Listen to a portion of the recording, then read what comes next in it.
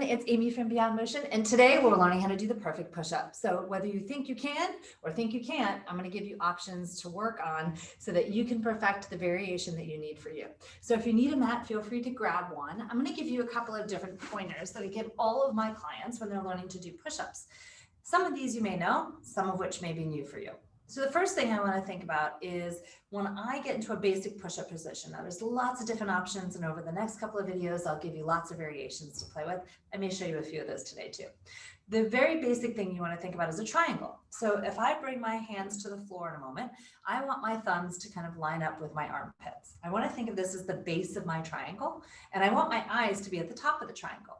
When you see people do push-ups, very often what you'll see is the head and neck moving and not much else, or their butt going up and down and the upper body staying nice and still. I always start everybody in a plank position, so that's where I'm going to bring you first. So if your hands line up, and I'm going to keep moving to give you the best angles everywhere, so you can see me and in the mirror. My thumbs line up with the armpits for a very basic movement, and I'm going to extend my legs further back. Now, a great way to test and see if you are actually using your full body is if you roll forward to your toes and your shoulders are over your wrists are in the wrong place. And I feel a lot of wrist, I feel my low back, I don't feel any activation of my core, my legs, but if I push those heels back, like I'm trying to push the wall away, then I feel more in my hamstrings, more in my glutes, more in my abs, and less in my shoulders and my wrist. So you never want to feel like you're holding yourself up with just your arms or your shoulders or your neck. You want to feel like your whole body is working as one unit, kind of like an orchestra versus using one piece of equipment. I don't want to hear just the violin. I want to hear the whole symphony. So when I press all the way back, the other thing that is really important, I see a lot of people roll out to the edges of their hands. Well, if you do that, you're losing the connection of your thumb and your pointer finger, which means all of the muscles on the inside don't get a chance to do their job. And all you're using is everything on the outside. And then you're probably going to feel the head and neck and the shoulders get very tense.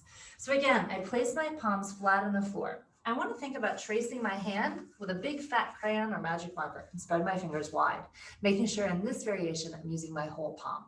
When I press back, again, if I roll forward, I want to push those heels all the way back to the back wall so I can feel everything go to work. Now, if I choose to bring the knees down, I want to bring them down exactly where I am. Now, watch my back for a minute.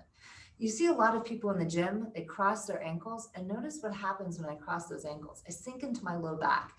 I've pushed forward with my shoulders. My abdominals can no longer support me, and I've shifted the position of my pelvis. So I never want to do that in a push-up or if I'm working any sort of plank work. I always want to make sure I'm here. So again, I start in the plank position and I bring my knees down to the floor if I need to. If you're brand new or really working in this in the beginning, keep your shin bone and the top of your foot to the floor.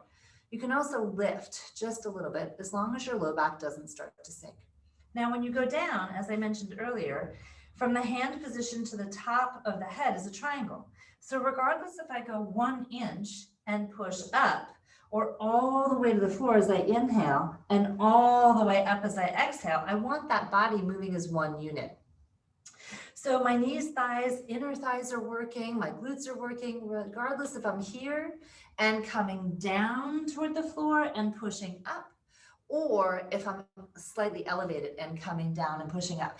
Now, very often what you'll see with people as they go down, like I said before, the head goes or the butt goes up. So you want to be very conscientious that the body stays nice and still and quiet. So I'd rather have my clients come down maybe just 1 inch or 2 using the whole hand and their core and then pushing all the way back up again, rather than trying to get really low and having something lift, arch, round, or pull. Okay, so just a little tip to think about there. Now, if you're doing a full plank variation, again, when you reach those legs away, you want to really make sure those heels are pushing back. You want the glute and the hamstring to go to work so that when you do come down to the floor, the whole body goes again as one unit. I'm using the whole hand, inhaling on the down, exhaling on the way up. Inhaling on the way down, exhaling on the way up. So if you can imagine a log being lowered into the river, we want the string on one side or rope and the rope on the other side, lowering that log down as one piece rather than tipping on the way down or on the way up. So things to remember: hand position for your basic push-up.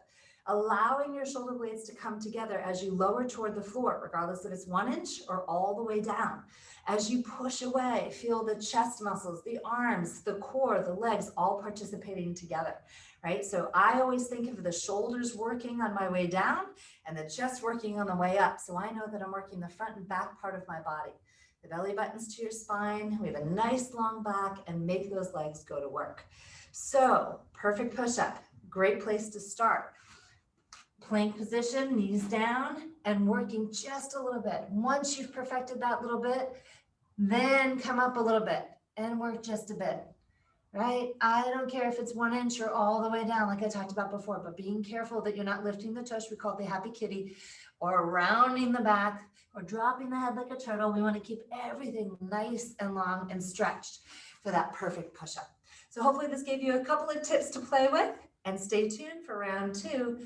We're going through a tricep push-up.